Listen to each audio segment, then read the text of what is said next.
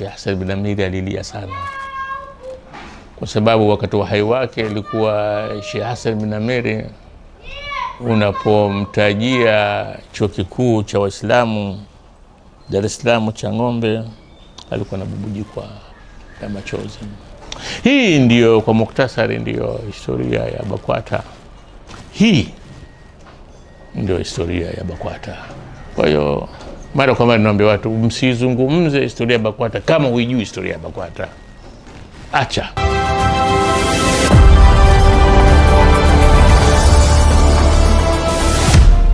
Assalamu alaikum warahmatullahi wabarakatuh.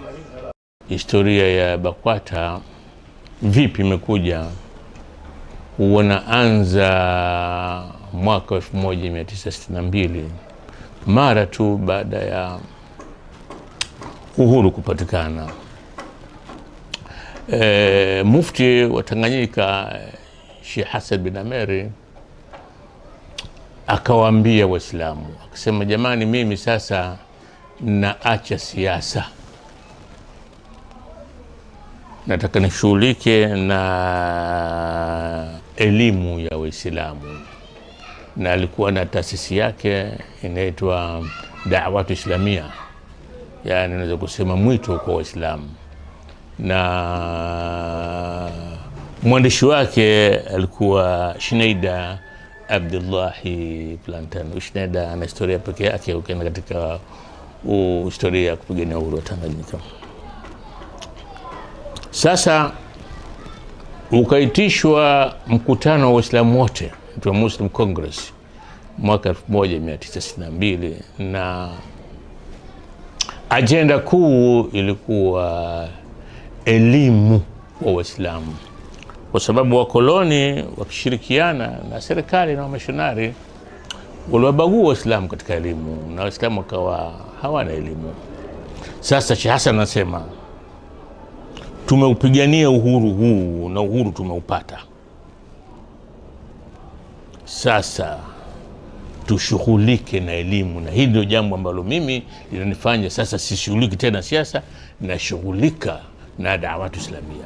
Sasa katika mkutano ule Muslim Congress wa Islam ule, wakaja na fikra na azimio kuwa zijengwe shule za primary, sekondari, majimbo yote. Siku zile wakiita majimbo, mikoa ikiita majimbo yote, na kijengwe chuo kikuu.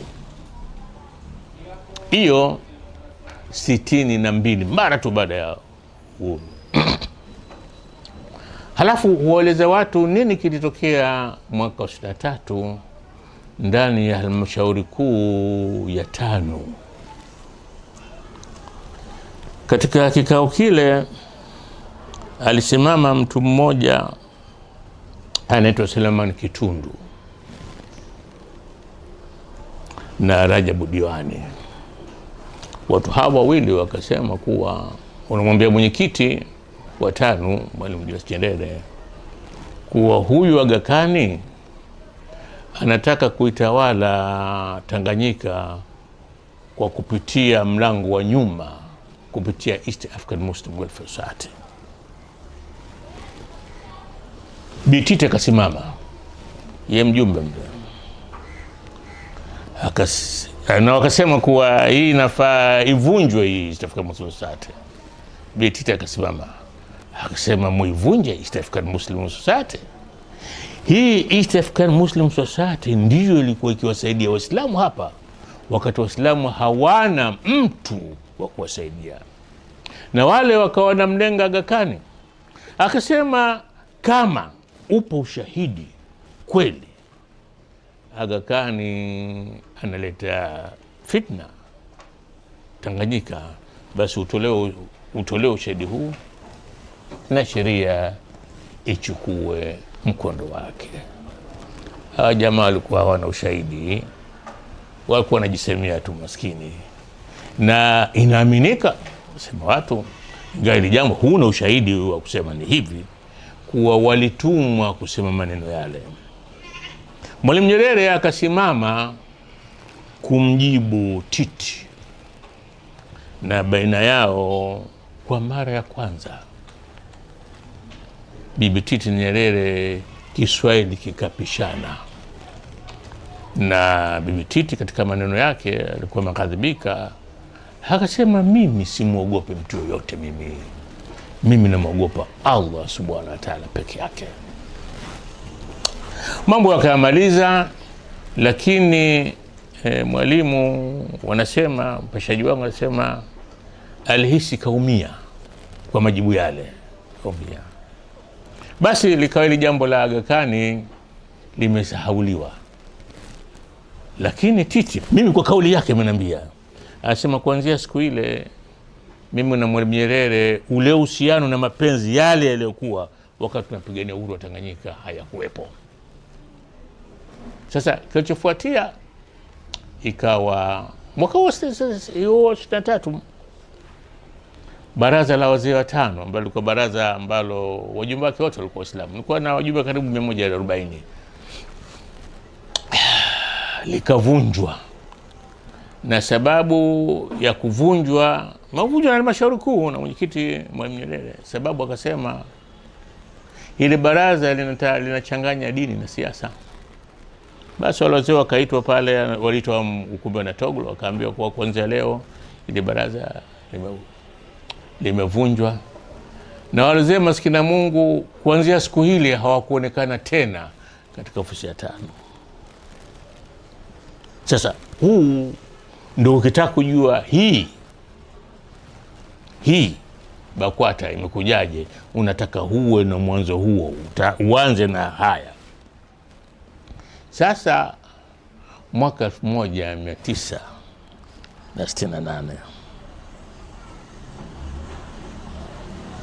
hapana, nimesahau kitu kimoja. Mwaka 63 kukawa na kikao cha East African Muslim Welfare Society, na katika wajumbe alikuwepo Bilali Rehani Waikela, maarufu shamtaja mara nyingi. Ananihadithia mwenyewe, anasema mimi nafika Dar es Salaam, nashuka kwenye treni, nakuta watu wananisubiri kunipokea, wananiambia Bilali, kabla hujaweka hata mizigo yako twende, unaitwa na Sheikh Hassan bin Amer. Bilali akaenda kwa Sheikh Hassan bin Amer. Sheikh Hassan akamwambia, siku ya pili ndio ilikuwa kikao cha East African Muslim Society, na kinafanyika ukumbi wa Aga Khan Girls Upanga pale. Akamwambia Bilali, nimekuita mimi nina taarifa wa kesho itakuja agenda kuwa Waislamu wa Tanganyika waivunje East African Muslim Welfare Society na waundiwe taasisi nyingine, na kutuma Bilali, itakapokuja agenda hiyo wewe simama unusuru umoja wa Waislamu. Na hadithia Waikela anasema naam. Siku ya pili kwa kikao watu wote wako pale, viongozi wote wako pale pamoja na wageni walikuwa naalikwa. Zamani nchi za Kiislamu zilikuwa naalikwa mkutano wa Society. Akasimama mtu akaleta hoja hii, lakini anasema Waikela kuwa jana yake wajumbe wa East African Muslim Welfare Society walialikwa chakula cha jioni Ikulu, lakini mjumbe mmoja yeye hakupata mwaliko, Waikela hakualikwa. Katika chakula kile Mwalimu akawaambia, akasema jamani, hii nchi ishakuwa huru. Sasa nyinyi Waislamu kuwa na jumuiya ambayo viongozi ni Wahindi, vipi? Ivunjeni hii, mimi nitakuundieni jumuiya nyingine, viongozi mtakuwa nyinyi wenyewe. Sasa kwenye mkutano ule ilipokuja ajenda hii, Bilali akasimama na Sheikh Hassan Ibn Amir yuko pale, Tiwa Said Teo yuko pale, Tito Mohamed wako, hao viongozi wa stafu zote wote wako pale. Akawauliza, nyinyi hii ya kujitenga na Waislamu wa Afrika Mashariki tukabaki sisi wenyewe na jumuiya ya Waafrika watupu, nyinyi hii mmeipata wapi? Kwani hamjamsikia Mwenyezi Mungu anasema nini? Watasimu bihablillahi jami'an, hamjaijua hiyo aya? Lile jambo likawa limeshindikana, halikuweza. Ni kisa kirefu. Sasa tuje 68. Sasa 68, ghafla watu wanaamka, wanasikia kuwa kuna mgogoro wa East African Muslim Society na baadhi ya mikoa inajitoa kwenye jumuiya hiyo. Hiyo 68, miezi michache kabla ya kuanza mgogoro, Mwalimu Nyerere alikuwa amealikwa kwenye kiwanja cha Chang'ombe, kaweka jiwe la msingi.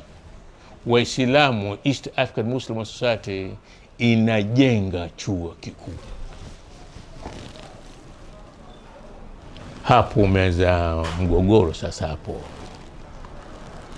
magazeti mawili ya tano, Nationalist na Uhuru, ikawa wao kama vile ndio mdomo wa kundi lile ambalo linataka kujitenga na East African Muslim Society. Wanaandika habari za uongo, za fitna, kuwa kuna ulaji wa pesa, kuna kadha, kuna kadha. Sheikh Hassan Ibn Amir upo anasikiliza tu. Kusikiliza tu. Lakini Sheikh Hassan Ibn Amir anajua nini kinatafutwa. Tatizo ni chuo kikuu. Haitakiwi Waislamu wakajikomboa kutokana na unyonge wa elimu, unajenga chuo kikuu. Na ikiwa Waislamu watapata chuo kikuu, hali ya nchi hii itabadilika. Itakuwa huwezi kumbagua Muislamu kwa ati hana elimu. Ikaundwa tume ya Jaji Kikwima, Musa Kikwima, kuwaita wale ambao hawataki East African Muslim Society waje wazungumze, watoe sababu. Hawakutaka kutokea kwenye kikao.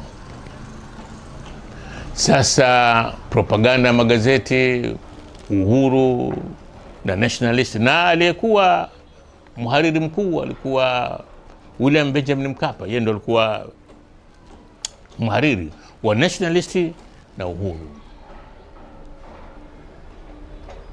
Tiwa Said Teo alikuwa ndio rais wa East African Muslim Society, tawi la Tanganyika, na makamu wake Titi wakenda kumwona Hasnu Makame, alikuwa waziri wa habari. Waziri, vipi, mbona vyombo hivi vimekuwa vinaleta fitna baina ya jamii hapa? Makame kawasikiliza, Hasnu Makame kawasikiliza, lakini hakuna lilobadilika. Vita magazeti ikawa inakwenda mtindo mmoja. Tewa na Bitito kaamua kwenda kumwona Mwalimu Nyerere. Mwalimu Nyerere alikuwa anawasubiri. Akawaambia, nyinyi mnanipiga vita mimi. Anamwambia Tewa na Titi, nyinyi mnanipiga vita mimi, basi jitayarisheni.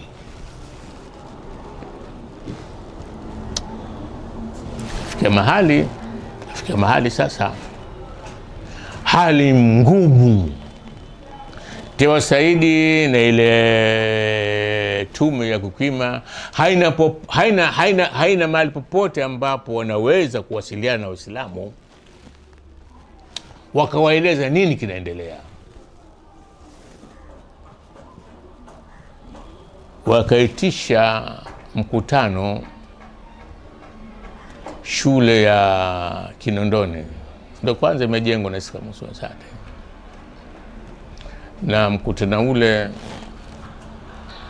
ulikuwa mkutano mgumu sana, kwa sababu kulikuwa na kina mama wao walikuwa wanalia tu kunyuma kwa East African Muslim Society na vunjika. Na Tewa Said Tewa, hii nazungumza naye uso kwa macho. Akanambia mimi, nikamwambia ndugu zanguni, yote tuliofanikiwa, tumepigania uhuru, Waislamu uhuru umepatikana, tumeanza kujenga shule hizi, na sasa tumekajua la msingi tunajenga chuo kikuu. Kama hii East African Muslim Society tukiachia ikavunjika hii, basi mjue miradi yote hiyo itakufa na Waislamu tutarudi nyuma kuliko tulivyokuwa wakati wa ukoloni. Na hivyo ndivyo ilivyokuwa. Lakini sasa wakwakwama hawa wanaotaka kuivunja Musa walikwama kitu kimoja. Wanataka kuitisha mkutano wa unde BAKWATA.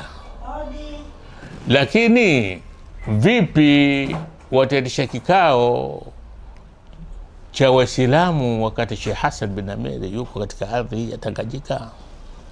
Kweli wanaweza kumchagua kiongozi wa Waislamu nje ya Sheikh Hassan bin Amiri?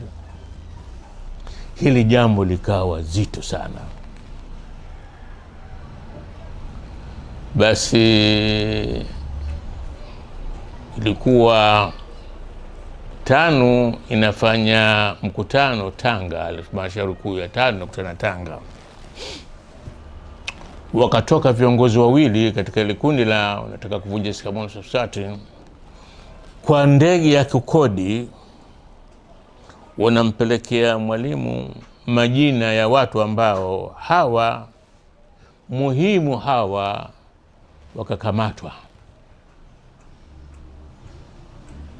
Baada ya hawa kuwa hawapo, sisi tulisha mkutano wa Waislamu wote. Katika orodha ile lilikuwepo jina la Sheikh Hassan bin Amiri, kwa huyo akamatwe. Na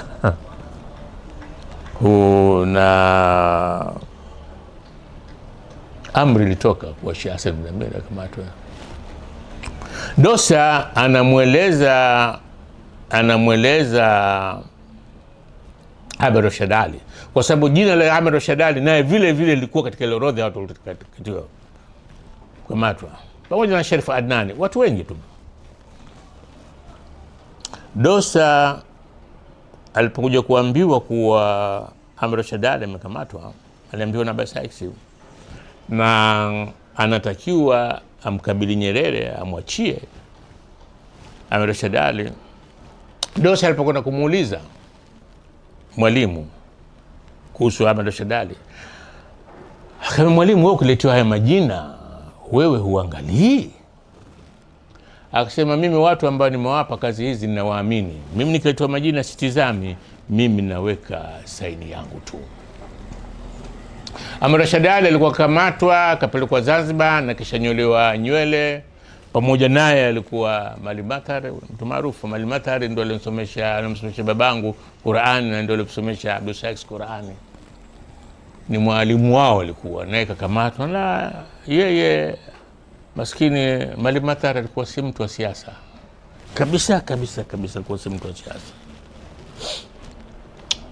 Sasa Sheikh Hassan bin Amiri akafatwa nyumbani kwake usiku. Mimi zamani nilikuwa nimeambiwa kuwa walimkamata hana taarifa kuwa anakuja kukamatwa. Lakini siku moja niko Kishangani nikakutana na kijana mmoja, akaniambia Sheikh Muhammad, siku nyingi nakutafuta mimi, na jambo nataka nikueleze. Tukakaa pembeni, akaniambia, akasema siku zote nakusikia ukisema Sheikh Hassan bin Amiri alivamiwa usiku hana taarifa kuwa anakuja kukamatwa. Asema mimi ni mwanafunzi wa Sheikh Hassan bin Amiri, na yeye anasema kuwa Sheikh Hassan bin Amiri mwalimu wao alikuwa anajua kama siku ile yeye anakuja kukamatwa. Na baada ya kuswali isha, baada ya kula, alivaa nguo zake kamili, akawa amekaa nyumbani kwake Magomeni pale, anawasubiri waje wamchukue. Na hivyo ndivyo vyokuwa. Lakini hapa nataka kueleza kitu ambacho shakieleza, kinaona nikieleze tena wale ambao hawajasikia sikia. Hamza Azizi kwa polisi alipewa amri akamkamate Sheikh Hassan bin Amir. Amri hiyo kapewa na Saidi Ali Maswanya, alikuwa waziri wa mambo ndani. Akamuuliza, bwana Maswanya, nikamkamate mufti Sheikh Hassan bin Amir kwa kosa gani? Akamwambia kwa njama ya kutaka kupindua serikali. Akajibu uongo. Hamza Azizi anamjibu waziri wake mambo ya ndani, akamwambia uongo. Sheikh Hassan bin Amir yeye ndio alimweka Nyerere pale. Sheikh Hassan bin Amir wakati wa kupigania uhuru, mimi kijana ninamuona anauza kadi za 5 ndani ya misikiti. Hawezi kuihujumu serikali hii. Mimi siwezi kumkamata Sheikh Hassan bin Amir. Sheikh Hassan bin Amir hakukamatwa na polisi. Alikamatwa na watu wa usalama wa taifa, na kwa hiyo usalama wa taifa wao huwa hawakamati, wanafanya uchunguzi wa polisi. Sasa swali kubwa linakuja. Watu wanauliza BAKWATA sijui nini. Lakini wanajua alianzisha BAKWATA kwa sababu hata siku hiyo ya mkutano Iringa pale, mtu alikuwa anawasiliana na ili kikundi cha watu ambao walikuwa wanataka kujitoa kwenye SWAT. Alikuwa nani huyu kijana kutoka Iringa, Rashid Kayugwa. Rashid Kayugwa yeye ndiyo aliyeiambia serikali huu mkutano usifanyike Dar es Salaam kwa hofu labda Waislamu wa Dar es Salaam kufanya vurugu pale, ufanyikie Iringa kwao. Pale utakuwa na usalama mzuri. Katika mwisho wa maisha yake Rashid Kayugwa kaeleza kila kitu, na alikuwa na juta. Alikuwa pale mtoro, yeyote anayekuwa tayari kumsikiliza alikuwa kieleza aliyofanya kumpiga vita Sheikh Hassan bin Amir, kupiga vita East African Muslim Society na chuo kujengwa, na Waislamu wakimfariji wakimwambia, sikiliza Sheikh Rashid, hakuna anayeweza kusimama baina yako wewe na toba yako ya kumtaka msamaha Allah. Hakuna kusimama. Mradi umetubia, basi mwachie Allah mwenyewe atatoa uamuzi wake, wala usiishi na joto ndani ya nafsi yako. Lakini wako wengine walikwenda mpaka Zanzibar kwenda kumwambukia Sheikh Hassan bin Amir, na ilikuwa jambo la siri kuwa walikwenda kwanza kumwona Sheikh Amir Taji. Sheikh Amir akasema kama ni jambo hili nataka tuwe wote pale, mtachukua mashaikh wenzangu tukamkabili Sheikh Hassan bin Amir, basi na nyinyi mtakuja mtamwangukia kama mlivyokusudia. Na siku hiyo anasema Sheikh Hassan bin Amir alilia sana, kwa sababu wakati wa hai wake ilikuwa Sheikh Hassan bin Amir unapomtajia chuo kikuu cha Waislamu Dar es Salaam cha Ng'ombe, alikuwa anabubujikwa na machozi. Hii ndiyo kwa muktasari ndiyo historia ya BAKWATA. Sasa na labda nimalize kwa kusema hata siku ile hakimu anasema katika hukumu waliomba katiba ya BAKWATA, hakuna alikuwa anajua waliomba watu gani walianzisha BAKWATA, hawakuwa wanafahamika. Walianzisha BAKWATA wanafahamika, na katiba ya BAKWATA inafahamika, ilinakiliwa neno kwa neno kutoka katiba ya 5, na kama watatafuta kwa juhudi inaweza kupatikana, ipo. Na ujumbe kutoka upare ulisimama siku ile, wakasema tupeni dondoo za kikao ambacho kilikaa kikasema Waislamu hawamtaki Sheikh Hassan bin Amir wala hawaitaki East African Muslim Society. Hakuna alisimama katika wale wajumbe waliotoa. na wajumbe wenyewe walikuwa viongozi wa Islamu kutoka TANU na serikali na baadhi ya mashaikh wachache, na pesa nyingi zilitolewa kuwawezesha hawa kuweza kufanya mkutano na mengine. Hii ndio historia ya BAKWATA. Kwa hiyo mara kwa mara naomba watu msizungumze historia ya BAKWATA kama huijui historia ya BAKWATA. Acha isome historia ya BAKWATA ili kujaje. Hakika Waislamu wasingeweza kuivunja East African Muslim Society wakati inajenga chuo kikuu.